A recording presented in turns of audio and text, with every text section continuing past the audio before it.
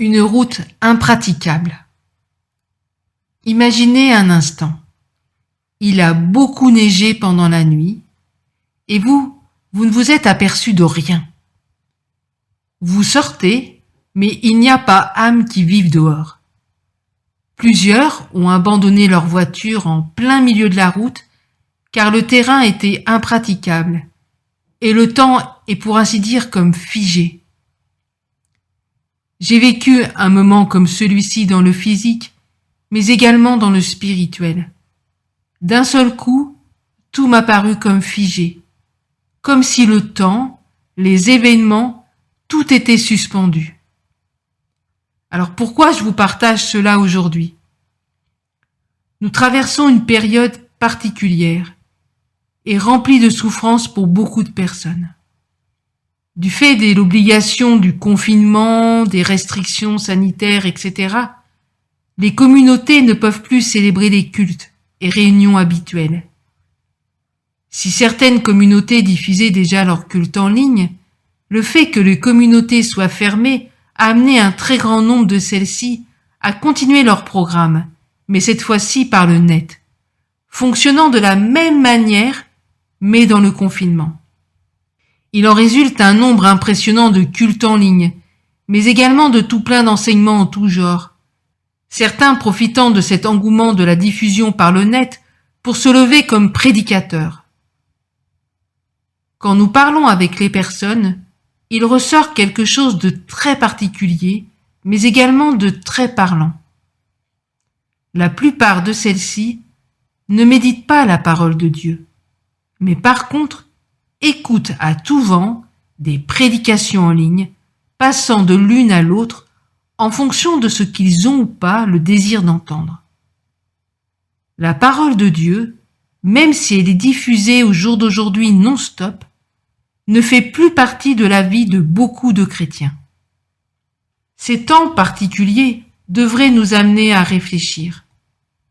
La parole de Dieu nous dit dans Ecclésiaste 7,14 « Au jour du bonheur, sois heureux, et au jour du malheur, réfléchis. » C'est un temps pour réfléchir. Nous devons être amenés à réfléchir à notre vie dans son ensemble, revoir nos priorités, mais également revisiter notre vie en Dieu. Où suis-je dans ma relation personnelle avec Dieu ? Suis-je à l'écoute de Dieu au travers de sa parole ? Ai-je des temps d'intimité avec mon Dieu ? Ou est-ce que je vis ma vie avec Dieu par procuration en écoutant les uns et les autres ? C'est vraiment le temps de réfléchir et de répondre sincèrement à ces questions. Et si nous faisons le constat que nous vivons notre foi par procuration, c'est le temps de décider de nous arrêter devant Dieu et de retrouver le chemin de son cœur. Ensuite, quand je repense à cet instant figé où beaucoup avaient abandonné leur véhicule au milieu de la route, car celle-ci était devenue impraticable, voici ce qu'il en ressort. Dans le prophétique, les voitures représentent souvent le ministère. Il va arriver un temps où la route du net, notamment, va être impraticable pour les ministres de l'Évangile. Quand cela va arriver, un tri va se faire automatiquement. Car pour certains, si la voie du net s'arrête, leur ministère s'arrêtera également. Pour les autres, ils devront à ce moment-là repenser leur ministère, faire différemment. Cette catastrophe aura ceci de positif. C'est, comme mon époux l'a reçu, que les papas retrouveront leur autorité de sacrificateurs dans leur maison et qu'ainsi les enfants seront amenés à la connaissance du Dieu de leur Père. Même si cela pourra sembler désertique dans le paysage médiatique chrétien, c'est là qu'il y aura la vie et qu'elle se manifestera. Et si aujourd'hui, c'était le temps de repenser, revisiter devant Dieu notre façon d'exercer le ministère, notre façon de vivre la communauté, le temps de tout déposer aux pieds du Seigneur, nos vies, nos motivations, notre argent, notre appel, notre fonctionnement, nos programmes, nos etc.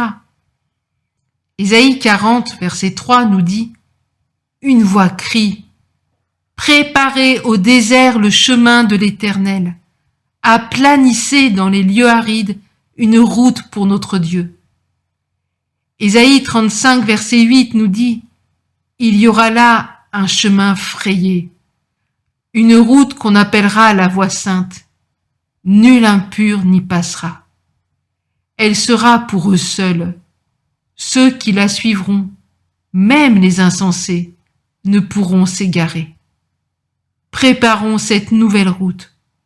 Soyons l'Élie qui doit venir pour préparer le chemin du Seigneur et qui ramènera le cœur des pères vers leurs enfants. » Nous laissons cela à votre réflexion, tiré d'un texte écrit en mars 2020.